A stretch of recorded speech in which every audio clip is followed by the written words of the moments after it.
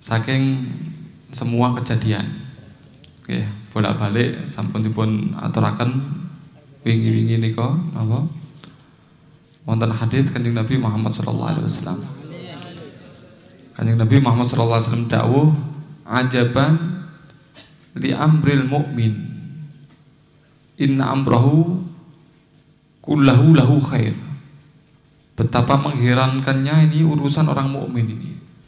Karena semua perkara kalau terkena kepada orang mukmin ini ujung-ujungnya adalah baik. Walaisa dzalika li ahadin illa lil mu'min. Dan yang bisa seperti itu cuman orang mukmin saja. In asabathu sarra syakar fa huwa khairun lahu. Kalau terkena sesuatu yang mengembirakan, yang mengenakkan, ternyata dia bersyukur. Dan itu ujung-ujungnya baik sama dia.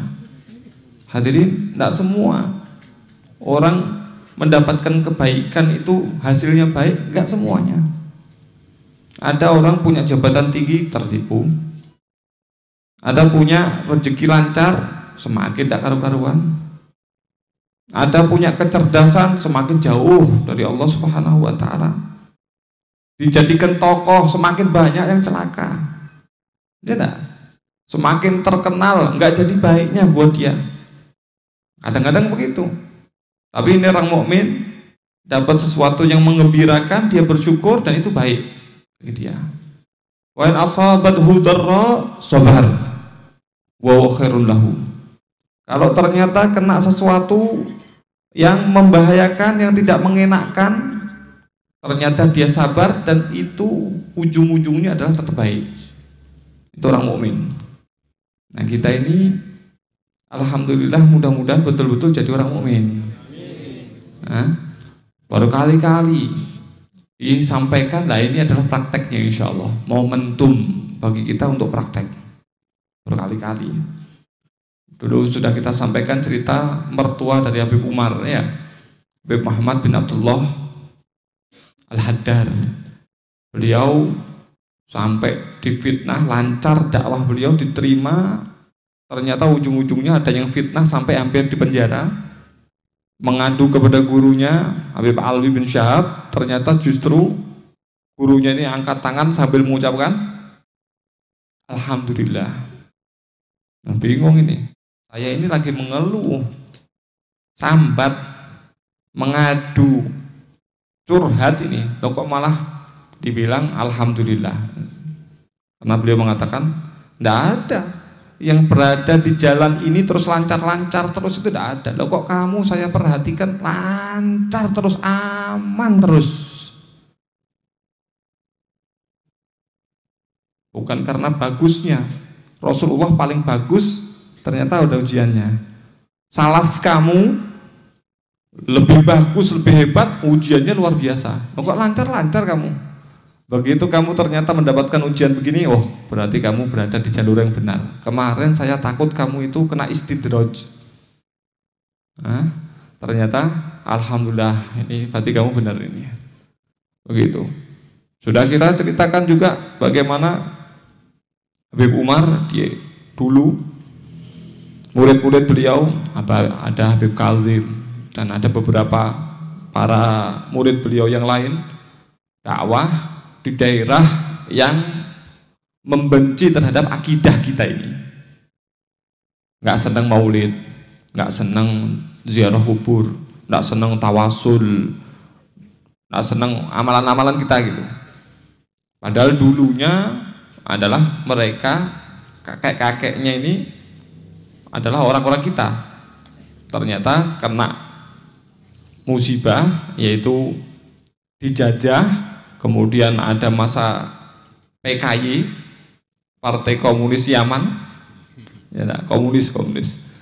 Di sana ada komunis, ternyata para ulamanya sudah berkali-kali kita ceritakan, disiksa dan lain sebagainya. Akhirnya dimasuki pemahaman yang lain. Nah ini ketika murid-muridnya Habib Umar ini masuk ke daerah tersebut, menyampaikan ilmu-ilmunya, lampu masjid dimatikan hadirin, total dijeglek nih, seklarnya itu Nah niki jeglek nih, mati kan, dihantemi. Kita kan tidak pernah dihantemi, dicaci. Tapi nak media sosial tok, nggak ada yang caci maki di depan kita. Alhamdulillah. Itu ndak dicaci maki, dihantemi. Dan disampaikan kepada beliau Habib Umar senyum. Habib Umar senyum. Alhamdulillah, berarti kita berada dalam nikmat ini. Harus kita syukuri. Ya. Alhamdulillah. Masya Allah. Poin yang sangat penting yang disampaikan Ustaz Tajuddin tadi adalah bagaimana kita membalas dengan kebaikan. Karena kullu ina'in bima fiha yandoh. Setiap wadah itu akan menumpahkan apa yang ada di dalamnya. Kalau ternyata wadah itu isinya susu, ketika tumpahannya adalah susu. Ketika wadah itu isinya comberan, maka ketika tumpah, yang tumpah apa? Comberan. Bau, kotor, menjijikkan. Begitu juga lisan ini adalah perwakilan atau perwujudan terhadap apa yang ada di hati. Ketika Nabi Isa alaihissalam, Ruhullah beliau itu pernah dicaci maki, dibenci sama orang-orang, ternyata menjawab dengan doa-doa yang baik, ucapan-ucapan yang baik. Nah, ini para hawariyin, para pengikut beliau itu komplain, wahai Ruhullah, wahai Nabi Isa, ini mereka mencaci Anda, menyakiti Anda, mengganggu Anda. Kok justru Anda menampilkan sesuatu yang bagus, yang indah, kok tidak dibales? Gitu. Jawabannya, nah itu memang itu orang-orang menampilkan apa yang ada di dalam dirinya, menampilkan yang ada di dalam dirinya. Nah saya juga menampilkan apa yang ada dalam diri saya. Nah, sudah. Bisa dipahami insyaallah ya. Nah, alhamdulillah, mudah-mudahan bisa dipahami dan bisa dikerjakan. Amin. Amin. Ya. Nah, tapi dia menggonggong, jenggong, tak balas tak jenggongi. Podo. Iya kan? Sama berarti, jangan. Hadirin yang dimuliakan oleh Allah Subhanahu wa taala, ini ada sesuatu yang besar, luar biasa. Hikmah yang luar biasa. Dan harus kita syukuri dan harus kita jalani. Ini sepertinya mau naik derajat ini. Sepertinya ada hikmah yang besar, oleh-oleh yang besar. Kemarin di jalsah tahun kemarin ya. Padahal belum lama ini, sebelum Ramadan atau bahkan Ramadan ya, yang kita ceritakan bahwasanya Nabi Muhammad SAW mendapatkan hadiah yang paling istimewa dari Allah Subhanahu wa taala, yaitu dalam kejadian Mi'raj. Rasulullah SAW bisa memandang zat Allah Subhanahu wa taala secara langsung. Yaqodotan lama-nama. Melek, bukan tidur. Jasad dan waruha. Pakai jasad dan ruhnya, bukan hanya ruhnya saja. Jasadnya pun ikut. Bahkan bukan hanya jasadnya, baju sandalnya pun ikut. Sallallahu Nabi Muhammad. Luar biasa. Dan itu bukan jarak yang jauh, bainal qausain, cuma seperti jarak panah, dekat sekali dengan Allah Subhanahu wa taala. Tapi hadiah yang istimewa itu, sebelumnya beliau mengalami hasar itu di embargo. Nah, ini ceritanya kan embargo nggih Ustaz Tajuddin nggih. Enggak embargo, etok embargo. Nggih, enggak sampai kelaparan kok kita. Mboten nggih? Mboten. Nabi Muhammad SAW dan pengikutnya, nah ini kan mengalami seleksi, ujian, naik kelas, untuk mumet-mumet arep ujian gitu. Nah, mengalami embargo hasr 2 tahun. 2 tahun. Itu hadirin tidak dapat makanan, tidak boleh interaksi, tidak ada jual beli, dilarang sama sekali. Makannya makan rumput, sampai minta maaf diriwayatkan mereka itu kalau buang air besar sampai seperti kotorannya kambing, saking makan rumput terus. Obat kan parah. Begitu keluar dari embargo, akhirnya dihentikan itu, sudah banyak korban. Selesai di embargo, ternyata tidak lama istri beliau yang meninggal dunia, Sayyidah Khadijah. Juga di tahun yang sama, paman beliau Abu Thalib yang selalu melindungi beliau. Dua-duanya, Sayyidah Khadijah ini semua dikorbankan untuk Rasulullah SAW. Total semuanya sudah. Dan dalam keadaan sakit, bisa Anda baca di sejarahnya Sayyidah Khadijah, itu sakit luar biasa, tapi kalau ketemu dengan Nabi ditegar-tegarkan. Bagaimana keadaan wahai Khadijah? Dibilang alhamdulillah sudah membaik, padahal lagi parah-parahnya. Luar biasa. Semuanya untuk Nabi Muhammad SAW. Begitu juga Abi Thalib yang sangat melindungi Rasulullah SAW, dua-duanya meninggal. Sampai tahun tersebut disebut dengan Amul Huzun, tahun kesedihan. Baru setelah itu dapat kabar gembira, dapat hadiah dari Allah Subhanahu wa taala, Mi'raj. Nah, mudah-mudahan ini ternyata dibalik semuanya ini ada sesuatu oleh-oleh yang besar bagi kita. Nah, insya Allah, ya. Saya juga mau kasih gambaran, ya, buatan sampai jam 10:30. Ya, penak sampai lenggah, kulo ngadeg. Berarti pun wancine lenggah malih. Ya, kita sampaikan jenengan ngertos kejadian WTC 11 September. Ngertos nggih? Tahun berapa itu? 2001. Nggih.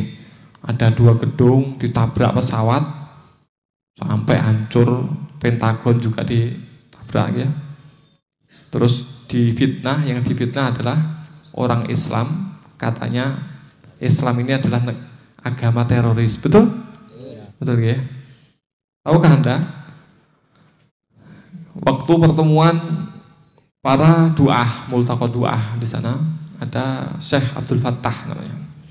Beliau itu wirawiri, sering ke luar negeri karena beliau mahir beberapa bahasa, di antaranya beliau sering ke Eropa dan Amerika.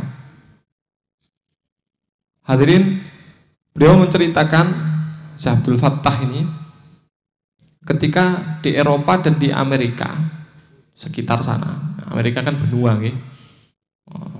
Eropa juga benua, dari berbagai negara. Ke beberapa daerah itu beliau masuk ke daerah-daerah, termasuk ke sekolahan. Beliau menceritakan, saya masuk ke sekolahan anak-anak remaja-remaja ini, ditanya mengenai Islam, tidak ada yang kenal mereka. Apa itu Islam? Sama sekali, 0, kosong. Tidak ada maklumat, tidak ada pengetahuan mengenai Islam. Bahkan saking hebatnya ini, ternyata ada satu anak yang setelah sekian waktu ya tanya apa Islam, tidak ada yang tahu. Ini ada yang bisa menjawab, tahu tidak Islam itu apa? Satu anak angkat tangan mengatakan saya tahu. Apa itu Islam? Agama. Oh betul ini. Islam itu agama. Betul ya? Betul. Agama yang bagaimana? Ini Islam ini adalah agama yang menyembah batu hitam besar. Cara penyembahannya dengan diputar-putar. Nyuwun ngapunten jenengan trimo ora iki? Persis. Padha. No beda. Kalau jenengan diomongin jenengan nyembah misalkan Ka'bah, nyembah Ka'bah, gelem. Ndak, salah total. Tapi memang ndak ada sama sekali maklumat, informasi yang masuk kepada mereka. Tahu ndeloki TV, opo iki wong muteri, kayak kan channel yang memperlihatkan Mekah nggih, wonten tiyang tawaf niku. Oh, iki Islam. Oh, Islam ini nyembah Ka'bah atau nyembah watu ternyata. Salah total hadirin. Sama sekali tidak ada informasi.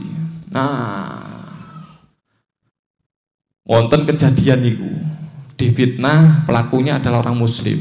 Muslim itu apa? Pengikut Islam. Islam itu apa? Agama.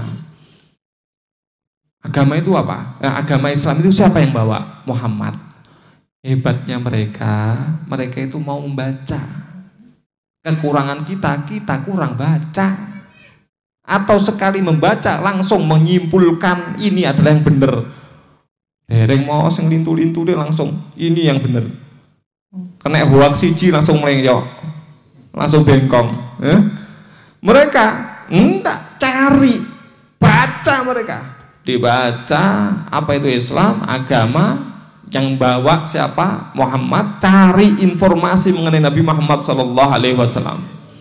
Ternyata hadirin memang sifat Nabi Muhammad SAW, man ra'ahu badihatan habah wa man khalatahu ma'rifatan ahabbah. Sifat Nabi Muhammad, siapa orang yang kenal, melihat beliau, bertemu dengan beliau secara spontan, nggak sengaja, maka kelihatan wibawanya.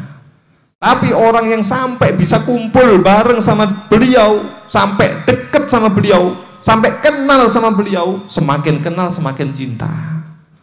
Nah ini mereka cari informasi, baca sejarah Nabi Muhammad SAW, ujung-ujungnya semakin takjub dan ujung-ujungnya adalah luar biasa banyak orang yang masuk Islam.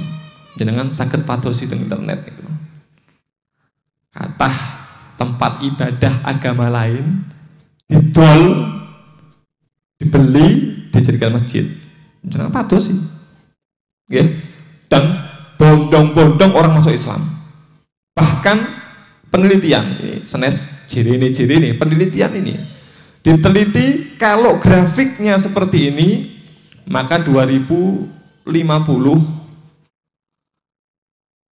Islam akan menjadi lebih daripada 50% di negeri barat. Tapi lantar do'angkal Yahudu walan Nasara hatta tattabi'a millatahum. Orang Yahudi, orang Nasrani tidak mungkin ridho sampai kalian ikuti agama mereka. Berarti ya pasti akan dihalang-halangi. Tapi ini melihat grafik yang seperti itu, berbondong-bondong. Jangan sakit patos nih, datanya nih, jangan sakit patos sih. Momennya apa tadi? Momennya dari fitnah, momennya dari disudutkan, momennya disebarkan kejelekan seakan-akan. Tapi ternyata poin pentingnya adalah ketika disampaikan seperti itu, kita tunjukkan kalau kita enggak jelek seperti itu, tapi justru kita baik. Kita ini lagi disorot, berarti kita ini dapat promosi gratis. Mumpung promosi, jangan tunjukkan. Okay? Kita tunjukkan. Semua kita ini kita tunjukkan. Tidak perlu hadirin jenengan pembelaan, tidak perlu jenengan bantah mereka, tidak perlu. Ada orang yang punya kapasitas, yang punya bantahan ilmiah. Mereka sudah ada bantahan ilmiahnya, itu sudah ada. Bukan kadang-kadang kan bukan mencari kebenaran, gitu. Nah, boten usah jenengan melu-melu bantah, boten usah, tunjukkan saja, mungkin mereka akan menilai sendiri. Ya, alhamdulillah. Berarti para habaib dan para muhibbin ini mudah-mudahan, ya, mudah-mudahan yang mulia bisa menunjukkan perilaku yang baik, bisa menunjukkan bahwasanya mereka itu bermanfaat bagi umat, bisa menunjukkan bahwasanya yang kita kerjakan ini dorongannya adalah karena cinta kepada Nabi Muhammad dan berkhidmat kepada umat Nabi Muhammad SAW. Mereka akan lihat sendiri. Terakhir, ya, terakhir. Sami kalih kula cerita pengalaman pribadi ini sakit dengan damel ngono ya. Mulai MTS dan seterusnya kan kita kan memang di rumah dan di luar pun tetap pakai sarung, pakai baju koko, pakai kopiah ngeten iki biasa. Nggih. Niki nate kejadian beberapa kejadian kula critane mawon. Tenggene salah satu toko besar atau mall Kediri, nggih. Mboten usah sebut merek nggih. Mboten perlu toh? Mboten perlu, kan kita bukan lagi promosi. Nggih, ora usah sebut merek. Kula dugi teng mriku kalih salah satu orang yang sangat saya hormati. Masuk ke sana, niku kalih security ini niku diaru-arui ngene. Apa Jumatan tuh Mas? Oh, Masya Allah. Pernah juga saya masih di teng Kediri nggih niku teng Kediri, kotone jenengan itu. Pernah kita di Cililitan, Condet, Jakarta Timur, nggih. Waktu niku Habib Quraisy, nggih, tasik teng mriku, tasik teng Condet. Terus saya disuruh beli sesuatu teng toko, ngoten, jalan kaki keluar komplek perumahan, ngoten. Kita keluar jalan kaki, terus tahu-tahu ada ibu-ibu, Mas, ini hari Jumat ya, gitu.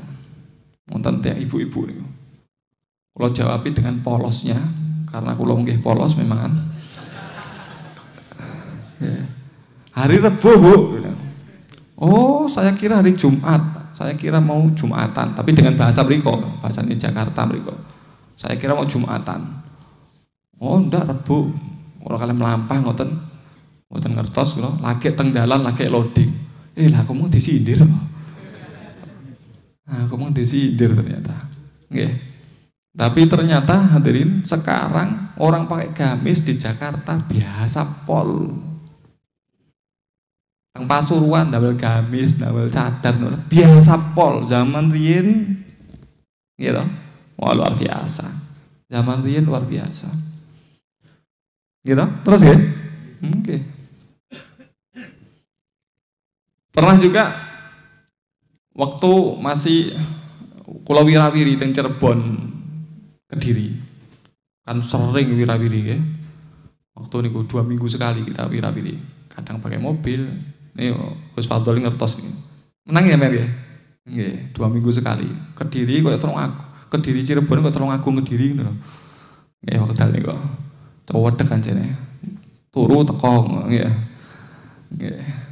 Walhasil wirawiri kadang naik bis, kadang naik mobil, kadang naik kereta, sering pakai kereta. Itu nyuwun ngapunten nggih. Kadang-kadang kita mendapatkan perlakuan yang kurang mengenakan gitu.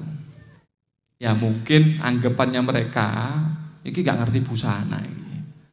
Panggonan koyo ngene nggih sarung, gak tepak iki. Mungkin ngoten nggih, mungkin. Cuman ndak jawab, jangan dijawab hadirin. Tapi ini ki adalah ndak usah. Tetap kita senyum, tetap kita baik, tetap akhlak, tetap nggih, mboten usah bela diri, mboten ndak usah, ndak perlu. Nah, ternyata itu juga terjadi ketika kita wirawiri teng Pasuruan, pakai bis, pakai ini, wirawiri, pakai baju seperti itu.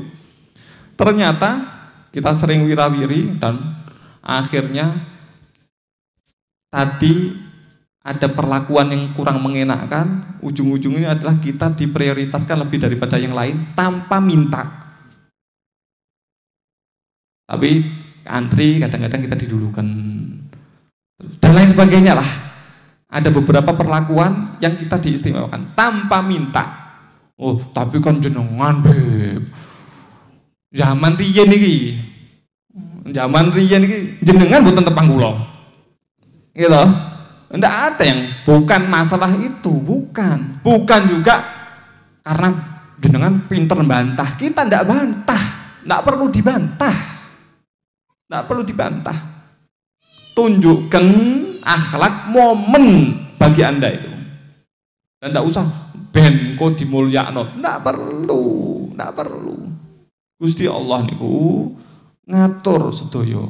Jenengan lampahi mawon sing lintune Gusti Allah ingkang ngatur. Ngoten lho. Nggih. Jangan gampang terpengaruh dengan hal-hal seperti ini. Beliau-beliau niku pun pengalaman sedaya. Mboten perlu diceramahi model ngeten iki. Berarti orang yang punya prinsip, orang yang punya keteguhan pasti akan mendapatkan sesuatu oleh sang Gusti Allah Subhanahu wa taala, walaupun tanpa minta, walaupun tanpa keluar-keluar. Ngoten nggih insyaallah nggih. Momentum nggih insyaallah nggih. Momentum yang baik, ayo. Berarti kita praktekkan selalu yang diulang-ulang di dalam majelis ini, akhlak yang mulia, peneladhanan kepada para guru, bagaimana usaha-usaha guru kita, bagaimana manfaat yang diberikan oleh guru-guru kita, akhlaknya, adabnya, semuanya kita jalankan, kita praktekkan. Momentum nih, mumpung. Nah, nanti kalau banyak orang yang ternyata salut dan berusaha untuk mengikuti, terhadap apa yang kita sebarkan, apa yang kita berikan manfaat kepada mereka, berarti jenengan dakwah bil hal. Insya Allah.